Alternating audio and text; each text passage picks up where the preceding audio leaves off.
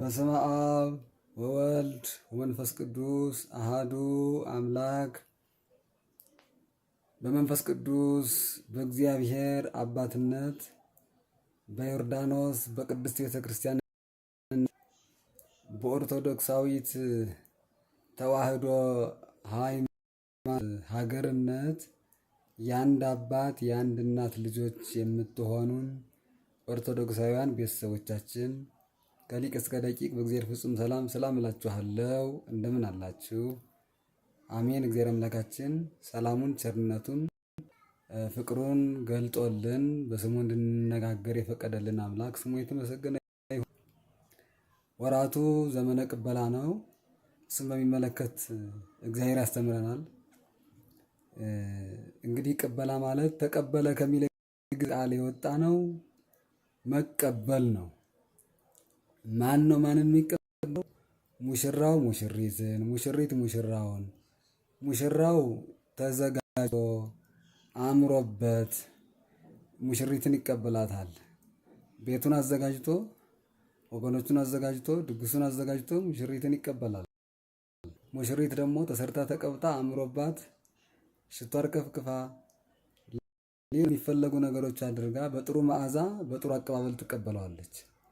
ይሄ ስርዓት ነው። ይሄ በስጋ ስርዓት ያለ ነው፣ የምናደርገው ነገር ነው። በመንፈሳዊ አነጋገር ደግሞ ሙሽራው ኢየሱስ ክርስቶስን በጥሩ ስብዕና እንደ ሽቱ ጥሩ መዓዛ ኑሮን፣ ፍቅር ኑሮን፣ ምግባር ሃይማኖት ኑሮን፣ እንዳለባበስ ክርስትናን ለብሰን ሃይማኖትን ለብሰን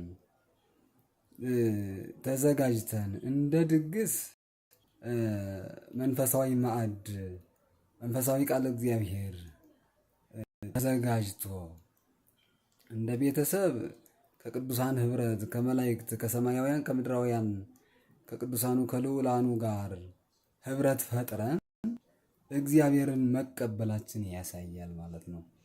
በዘመነ ቅበላ ብዙ ዝግጅት እንደሚደረግ ሁሉ በመንፈሳዊ ደግሞ ለሚመጣው ሙሽራ ለተባለው ለባለቤቱ ለእግዚአብሔር ባለቤቱ እግዚአብሔር የጦመውን ጦም አብይ ጦምን ለመቀበል መዘጋጀት በራሱ ቅበላ ያሰኘዋል። ስለዚህ እንዴት ነው የምንቀበለው? አብዝተን እየበላን እየጠጣን ቆይተን አይደለም። እሱ መዘጋጀት አይደለም። ጦምን በትንሹ እየተለማመድን ሰውነታችን እያለማመድን እግዚአብሔርን ለመቀበል አብይ ጦምን ለመቀበል ስግደትንም እየተለማመድን እንቆያለን። ክርስቲያኖች በምግብ ራሳችንን እያጨናነቅን አይደለም የምንቆየው። እሱ ከሆነ በቀል ነው የሚሆነው። ስለዚህ አብይ ጦምን ለመቀበል እግዚአብሔርን ለመቀበልና በጥሩ ማንነት መንፈሳዊ አቋም መጽናታችንን መዘጋጀታችንን ነቅተን ተግተን መቆየታችንን የሚያሳይ ነው።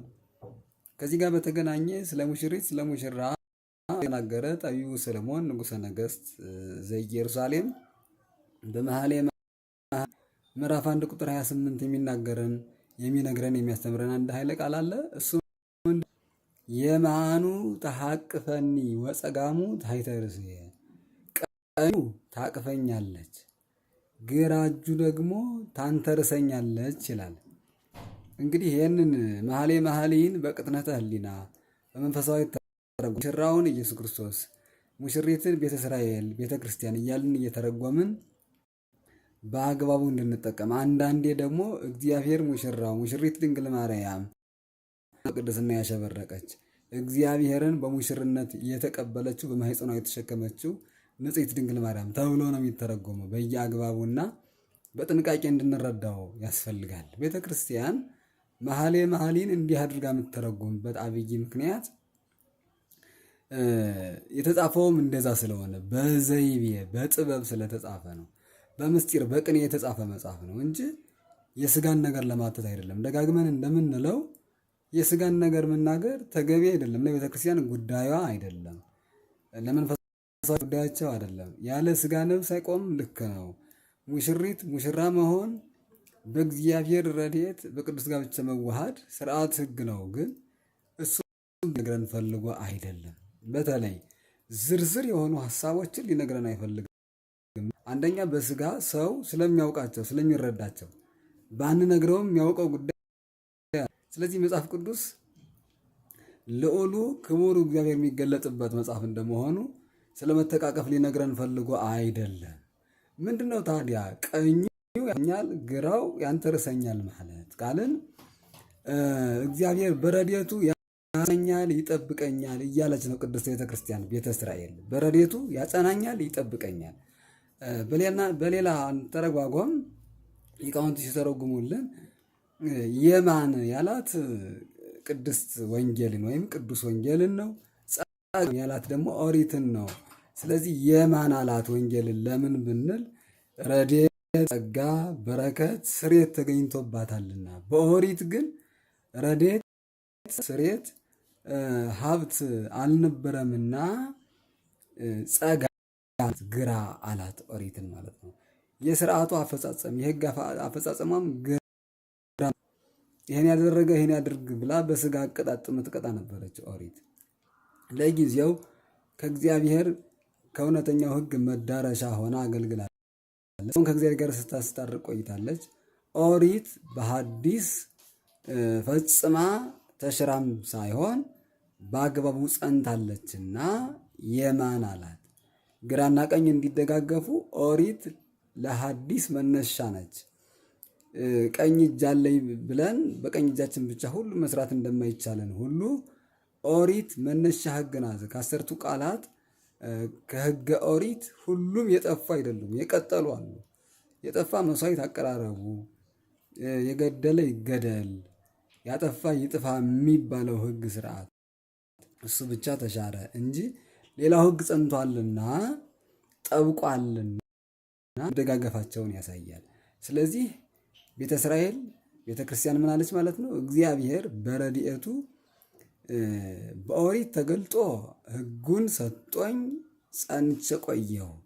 ስሬት፣ ሀብት፣ ጸጋ፣ በረከት ማታሰጥ ሆና ደግሞ ቢያገኛት በሐዲስ እንደገና ስርዓቱን አጥብቆ በሐዲስ ስርዓት እንደገና በረከቱን፣ ጸጋውን፣ ረድኤቱን፣ ጥበቃውን፣ ስሬቱን ከኔ ጋር አደረገ ማለት ነው። እንግዲህ በነነዌ ህዝብ ላይ ያስተምር ዘንድ ይሰብክ ዘንድ ከነቢዩ ዮናስ ወደ መጨረሻው ምዕራፍ 4 ቁጥር 11 ላይ ስታዩ ቅል ካስተማረ በኋላ ቅል በቅላ ጥላ ጥላለች ነበረ። በኋላ ግን ቅሏ ስትደርቅ አዝኖ እግዚአብሔር ምን አለው? አንተ ላልተከልካት ላላጸደቅካት ቅል እንደዚህ ካዘንክ እኔ ቀኝና ግራቸውን የማያውቁ የነነዌ ህዝብን እንዴት አልምራቸውም? እንዴት አላዝንላቸውም አለ ይላል። ቀኝና ግራ ማለት በዚህ አውድ ህግ ስርዓትን ባላወቁ የሚጠቅማቸውን የማይጠቅማቸውን ለይተው ባላወቁ በነነዌ ህዝብ ላይ እንዴት እፈርዳለሁ? እንዴት አራራላቸው ማለት እግዚአብሔር ማለት። ስለዚህ ቀኝና ግራ የተባለ ወንጌል፣ ህግ፣ ስርዓት፣ ሃይማኖት፣ ምግባር እነዚህ ናቸው በእግዚአብሔር ረድኤት መጠበቃችንን በእግዚአብሔር ረድኤት በወንጌል በሐዲስ መጽናታችንን ስሬት ማግኘታችንን ያሳያል ማለት ነው። እና በቀኙ በግራው አቅፎ በረድኤቱ አቅርቦ በጸጋው የሚያኖረን እግዚአብሔር በስጋ በነፍስ እንዲታደገን መጪውን ወርኃ ጾም ደግሞ ነፍሳችን ደስ እያላት የነፍስ ሐሴትን ተሞልተን በዓለ ጾማችን እንድናከብር አምላካችን ይፍቀድልን።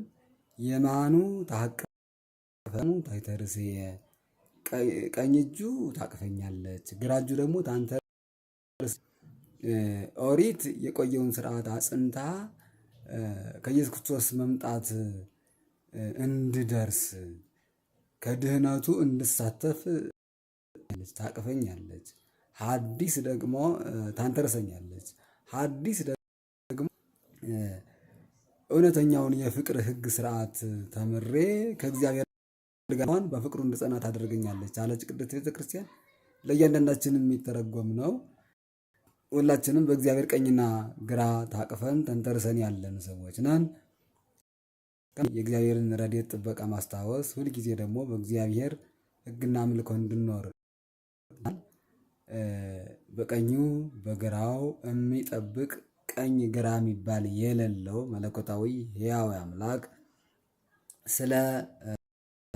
ስለ ፍቅሩ ቀኝና ግራ ብለን የምንናገርለት በስጋ በተገለጠ ጊዜ ግራ ያለው በቀኝ በግራ የተሰቀሉ ወንበዴዎች አብረውት የነበሩ የሚገለጥ በቦታ የተወሰነ የሆነ እግዚአብሔር ኢየሱስ ክርስቶስ በባህሪው በመለኮቱ የማይጨበጥ የማይዳሰስ አኮ ዘወቱ የማን ወጸጋም ታሕት ወላይል አላ ምሉ እንተበኩሉ ብሎ ቅዱስ አባ ሕርያቆስ እንደተናገረው ቀኝና ግራ የማይባልለት እግዚአብሔር ቀኝ በሆነ ረድኤቱ ተገልጦ ግራ በሆነ አቀፉ አቅፎን በሕግ በስርዓት እንድንጸና ያደረገን አምላካችን ሀገራችንን ቤተክርስቲያናችን በቀኙ በግራው አቅፎ ደግፎ ክፉውን መከራውን ሁሉ እንዲያሳልፍላቸው ፈቃዱ ይሆንልን። ይቆየን። መልካም ጊዜ